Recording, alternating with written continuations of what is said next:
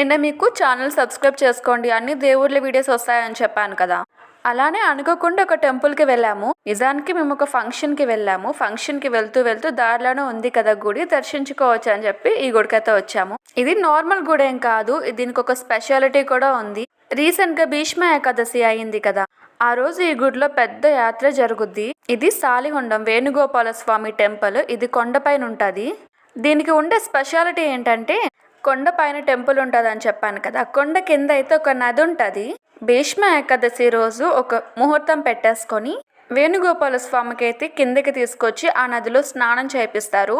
మళ్ళీ 1 year వరకు అయితే స్నానం చేయించరు. అంటే నార్మల్గా అయితే చంద్రగ్రహణం అలా పడేటప్పుడు దేవుళ్ళకి స్నానం చేపిస్తారు కదా, గుడి క్లీన్ చేస్తారు కానీ స్వామివారికి మాత్రం స్నానం చేయించరు. మళ్ళీ 1 yearకే చేపిస్తారు.